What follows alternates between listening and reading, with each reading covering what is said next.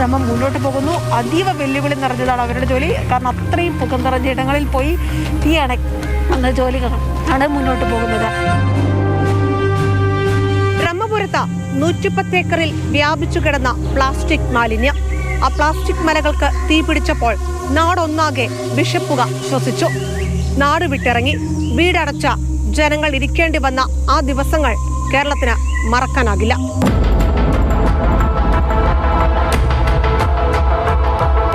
Plastic മാലിന്യത്തിന്റെ അശാസ്ത്രീയമായ കൈകാര്യം ചെയ്യൽ എത്ര വലിയ വിപത്തായി മാറുമെന്നതിന്റെ നേർചിത്രമായിരുന്നു എറണാകുളം ബ്രഹ്മപുരം. കേരളം കണ്ടതിൽ വെച്ച് ഏറ്റവും രൂക്ഷമായ പ്ലാസ്റ്റിക് മാലിന്യ ദുരന്തം. ബ്രഹ്മപുരത്തേക്കുള്ള മാലിന്യ നീക്കം തടസ്സപ്പെട്ടതോടെ കൊച്ചിയിലെ റോഡുകളിലും വീടിനകത്തും പ്ലാസ്റ്റിക് മാലിന്യം കുന്നുകൂടി. ബീറ്റ് പ്ലാസ്റ്റിക് പൊല്യൂഷൻ ഈ വർഷത്തെ പരിസ്ഥിതി ദിന സന്ദേശമാണ്. കേരളം കണ്ട ഏറ്റവും വലിയ പ്ലാസ്റ്റിക് ദുരന്തം സംഭവിച്ച ബ്രഹ്മപുരം വലിയൊരു മാതൃക ഇത്തവണ മുന്നോട്ട് വെക്കുന്നുണ്ട്.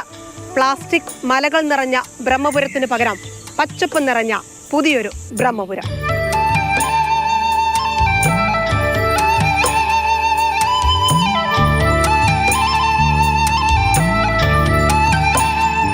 പട്ടാളപ്പുഴുവിനെ ഉപയോഗിച്ച ജൈവമാലിന്യ സംസ്കരണം നടത്തി. പ്ലാസ്റ്റിക് വേസ്റ്റ് ബ്രഹ്മപുരത്തേക്ക് എത്തിക്കാതെ പകരം മാർഗങ്ങൾ സ്വീകരിച്ചപ്പോൾ ബ്രഹ്മപുരം കേരളത്തിന്റെ മോഡലായി മാറി. ബ്രഹ്മപുരം ഒരു നിശ്ചയദാർഢ്യത്തിൻ്റെ കൂടി പ്രതീകമാണ്. നമ്മൾ എല്ലാ എതിർപ്പുകൾക്കിടയിലും നമ്മൾ സ്വാഭാവികമായിട്ടും ഈ പറയുന്ന ബ്രഹ്മപുരത്തെ മാലിന്യം ബയോമൈൻ ചെയ്ത് ശാസ്ത്രീയമായി മാറ്റി അപ്പം നമ്മൾ രാമച്ചം എല്ലാത്തിനും പ്യൂരിഫൈ ചെയ്യും. അപ്പോൾ ആ രാമച്ചമാണ് നമ്മളാ കാണുന്ന ഗ്രീൻ കവർ. അതിനുശേഷമാണ് അതിലെ ചെറിയ പൂക്കൾ വിരിഞ്ഞു വരുന്നത്.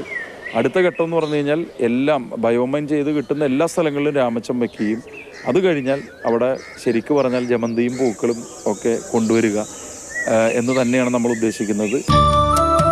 പ്ലാസ്റ്റിക് മാലിന്യ നിർമ്മാർജ്ജനത്തിനായുള്ള പോരാട്ടം കോർപ്പറേഷൻ തുടരുകയാണ്. ബ്രഹ്മപുരത്ത് പുത്തൻ പ്ലാന്റ് യാഥാർത്ഥ്യമാകുന്നതിനുള്ള NOC ഉടൻ ഒപ്പിടും. ഗ്യാസ് ചേമ്പർ എന്ന് വിമർശിക്കപ്പെട്ടിടത്താണ് ഗ്രീൻ കവർ ഒരുക്കി കൊച്ചി കോർപ്പറേഷൻ പുത്തൻ മാതൃക തീർത്തിരിക്കുന്നത്.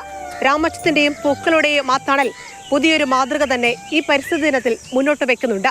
ക്യാമറമാൻ വിജേഷ് പുതുവാശ്ശേരിക്കൊപ്പം റിയ, മാതൃഭൂമി ന്യൂസ്, കൊച്ചി.